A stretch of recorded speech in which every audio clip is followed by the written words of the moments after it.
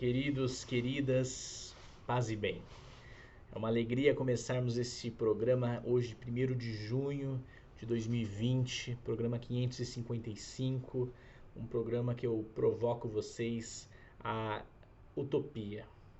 Programa que vai ter como tema, tem como tema agora nós conversarmos sobre realmar a economia. Esse chamado do Papa Francisco que eu tenho, na verdade, evitado ainda de chegar, tenho contornado um pouco chegar nesse tema, porque justamente eu queria passar por temas que levem a ele, né?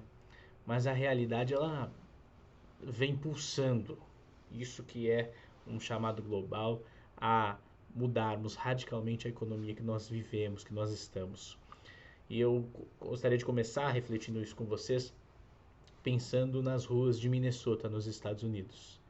Elas queimam pela morte de George Floyd, mas também pela lógica da morte, da dominação de milhares de George Floyd.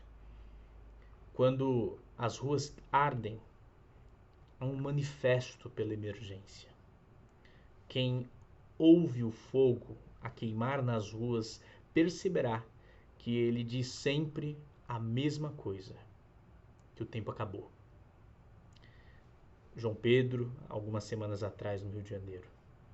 George Floyd e tantos que nós vemos cair no chão, dada a lógica genocida desse sistema, desse Estado penal que foi construído dentro de uma lógica produtivista, onde existem os seres produtivos e os seres descartáveis, as vidas descartáveis. E não adianta dizer que todas as vidas valem, porque para o sistema capitalista, não. Todas as vidas não valem a mesma coisa. Há vidas que valem mais, há vidas que não valem. E nós aqui somos convocados nessa conversa deste programa a realmar, a mudarmos a lógica do que está dado e pensarmos em alternativas sistêmicas. Então vamos lá. Pensemos juntos que há 850 milhões de pessoas no mundo que passam fome. Dessas, 150 milhões são crianças. Mas, ainda que seja produzido no mundo capitalista, 1 quilo de cereais por pessoa por dia, ainda há fome. E nós termos um PIB mundial onde você concentra todas as riquezas que os países produzem, na ordem de 85 trilhões de dólares, e se você pegar esses 85 trilhões de dólares e repartir para toda a população global, você vai ter 3 mil dólares por família de 4 pessoas. E 3 mil dólares por família de 4 pessoas, aqui no Brasil geraria um PIB, geraria uma distribuição de renda de 11 mil reais, mais ou menos, 12 mil reais. Veja, não é o sistema econômico que deveria adequar para a vida ser plena para todos? O sistema que foi produzido a duras penas pela dominação política e ideológica sobre nossos corpos e sobre nossas mentes, construiu essa lógica genocida, essa lógica de morte. O Covid-19 é uma lógica genocida, quando se manda ir para a rua, quando se manda priorizar a economia, os trilhos, a continuidade da máquina de fazer lucro para gente que não é. Quando se prioriza que a agricultura, a agropecuária, continue a produzir, inclusive, outras doenças. Essas crises que nós estamos vivendo, e são cíclicas, têm um nome. O capitalismo é essa crise. E essa lógica está no pacto econômico, é o primeiro ponto que eu gostaria de falar com vocês, no pacto econômico construído. Nós temos países que correm cegamente numa disputa contra as finanças do planeta. Veja, alguns países, não todos, né? Existem as finanças globais, os mercados, que são as grandes corporações, e existem os países que regulam os seus estados-nações, onde eles estão. Veja, essas corporações, elas passeiam nos estados e se aproveitam dos estados que possuem as menores regulações, onde eles podem lucrar tanto. Não é à toa que a Apple prefere produzir o seu material, do seu celular, do seu aparelho eletrônico, na China. E prefere pegar o material do cobalto que é utilizado para o celular ou para o telefone que gera o brilho da terra, esse mineral, de um país extremamente miserável como o Congo. Justamente para que ali ele massacre e gera uma cadeia de lucro. Ou seja, esse sistema é perverso, onde os países vão regular ou não. E isso depende, porque tem países, a maioria deles, que a elite econômica conseguiu colocar no governo o seu interessado para que haja uma flexibilização. É o que aconteceu no Brasil, de Temer a Bolsonaro, onde aprova-se uma medida de limitação dos investimentos em educação, em saúde, em cultura, em trabalho, em habitação. E a troco de quê? A troco de acertar as contas, uma dívida pública que é criada exatamente para retroalimentar essas corporações dentro dos países, sempre lucrando e sempre sendo geridas ou mantidas pelo Estado. Veja, nós estamos vivendo um aprofundamento das desigualdades graças a uma lógica de acumulação desse sistema que tem nome, tem CNPJ, tem endereço. As corporações que mandam no mundo. As corporações que controlam políticas. As corporações que criam ideologia. Hoje existe um sujeito social criado por esse sistema. Esse sujeito que é dominado ideologicamente pelo neoliberalismo, que é o nome que nós damos a este sistema de acumulação capitalista das grandes corporações. Esse sujeito, ele é um sujeito do faça você mesmo, take yourself, ou seja, lute, faça você ganhar, você vai ser um vencedor, cria essa ideologia da meritocracia, cria uma amálgama, onde o sujeito fica muito amarrado, onde ele tem que entender que é competir, consumir, acumular. O que ocorre é que esse sistema cada vez mais desumaniza a humanidade. Ao desumanizar a humanidade, nós somos impossíveis de percebermos os limites que nós fazemos. Ou seja, não há limites para a destruição da Terra. Não há mais capacidade de conviver com o todo da vida. Uma lógica biocêntrica onde a vida está no meio, não existe isso no neoliberalismo. Nós negamos o todo, rompemos o tecido das relações e há uma imposição do poder em nós. O Amartya Sen, um desses que estão aí fomentando essa ideia de novas economias há décadas, ele diz que ele tem um livro produzido chamado Desenvolvimento como Liberdade, onde ele fala, num sistema econômico em que não há liberdade, não há desenvolvimento. O desenvolvimento acontece com a liberdade dos sujeitos. A nossa economia ela não possibilita liberdade, porque ela existe uma dominação política sobre nossos corpos e sobre nossas mentes. Isso não é de hoje. Isso estrutura-se na base do sistema capitalista.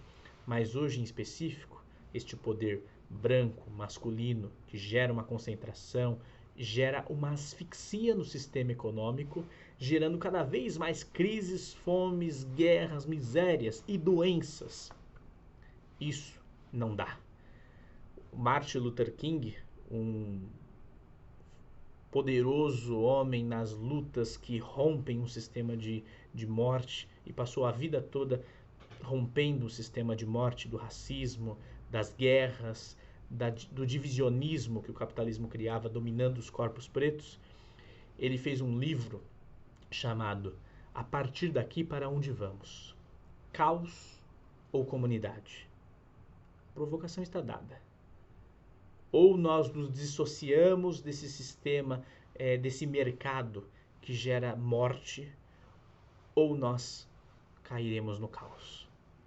Ou nós temos a capacidade de sonhar uma realidade onde a vida está na frente, a soberania alimentar, o cuidado com a casa comum, as relações humanas que respeitem a totalidade e não percebam o humano como centro da vida, mas a vida como centro de tudo, a vida em todas as suas espécies, em todas as suas manifestações, isso não é senão a capacidade de repensarmos o lugar do poder sobre nós, sobre a vida, e a lógica de extermínio, que a gente conhece como necropolítica, estabelecida até hoje. Gente, o Papa Francisco, então, ele pega tudo isso e sonha junto com jovens, com professores, com ativistas, com pesquisadores, e cria uma capacidade de não dissociarmos a vida humana da vida da natureza, mas entendermos tudo isso como uma interligação comum que nos é dada como graça, como capacidade de viver, de sonhar. E nos dá uma provocação, inclusive, como na religião, né, que o que o capitalismo faz com a fé. O capitalismo, como religião, como diz o Walter Benjamin, né, é, na verdade, um fundamentalismo, né? E o fundamentalismo religioso, ele existe para alimentar esse sistema que está aí.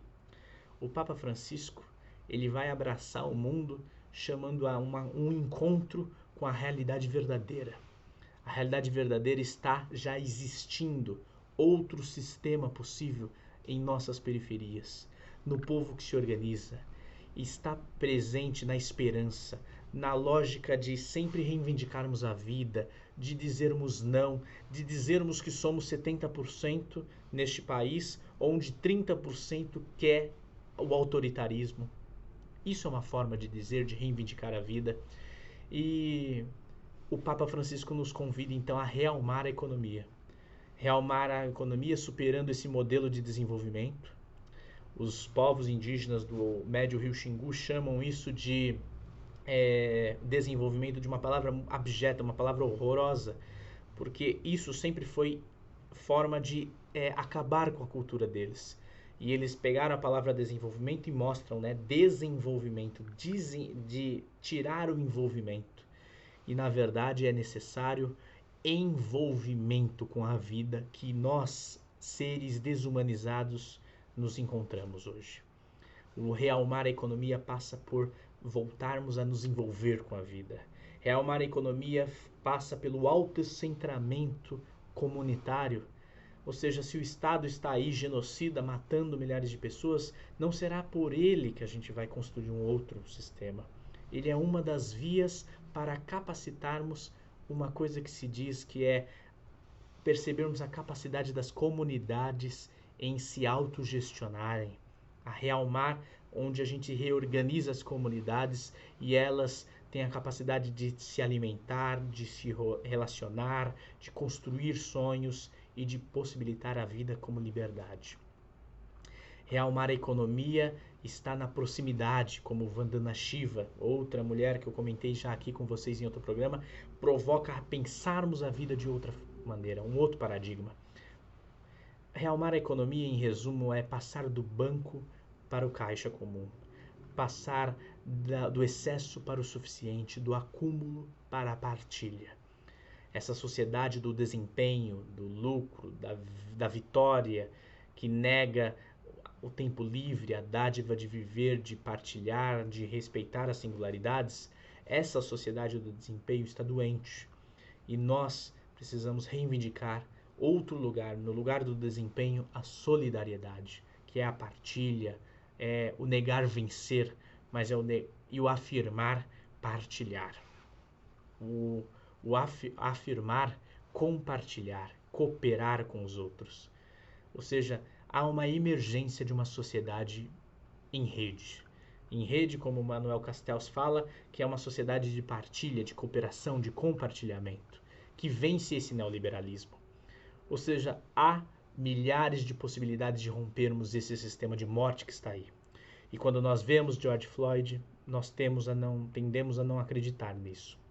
Nós tendemos a dizer que nós perdemos. Mas, quando nós vemos as ruas em chamas, nós acreditamos que a mudança vai sendo tecida. E o Papa Francisco é mais um irmão a todos os outros e outras que querem contribuir neste realmar o espírito de mudança. E por falar em espírito, o espírito, na linguagem teológica, ele é responsável por sustentar, dar força, inspirar, para que nós para nós que acho que cremos num cristianismo de libertação, é a força que sustenta a luta do oprimido ao longo da história e anima processos de transformação. Por isso, o Espírito nos anime a reunirmos, conectarmos forças e vermos que a outra economia possível já existe. Está nos bancos comunitários, na economia solidária, na economia circular, na economia ecológica, mas há uma força disruptiva querendo mostrar que este Estado e esses mercados estão fadados. Basta realmarmos a economia nos organizando. E eu gostaria de encerrar lendo uma poesia de um amigo irmão de comunidade que nos inspira a pensarmos o realmar por meio do Ruá. Ruá, que é essa força do espírito, vento de mudança. Eu gostaria de ler para vocês esse texto, que é do Luiz Carlos Mendonça de Queiroz, membro da nossa Pastoral da Juventude aqui em Itaquera, na Zona Leste de São Paulo, e que escreveu isso na ocasião de ontem, que foi a festa de Pentecostes. Vou ler para vocês aqui. Ó Ruá, costureira do tempo, tece-me com suas divinas mãos. Ata o todo de mim com seus 7 dons e dilata-me, me transborde para meus irmãos.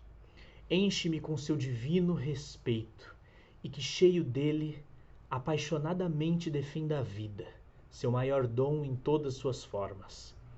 Acende meu peito seu fogo abrasador, para que eu apresse o passo como Maria em Caná apressou o milagre. Sopra em meu rosto ventos calmos como seu hálito de vida, e que afaste de mim toda nuvem que me impeça de ver a vida com esperança. Derrama-se sobre essa terra, para que seus filhos e filhas se ergam e caminhem como profetizou Ezequiel. Eterno amante, vem, faz-me habitar em mim o teu espírito. Expulsa de mim toda angústia e todo orgulho. Amplia o meu coração. Torna-o digno da dimensão do teu mistério. Amém. Queridos, queridas, paz e bem, uma semana de esperança e que outros mundos sejam possíveis, realmando a vida, realmando a economia, realmando tudo que está morto e dando vida em abundância, partilhada e cooperada com os pequenos dessa terra, porque é deles que surgirá outros mundos possíveis. Forte abraço, boa semana.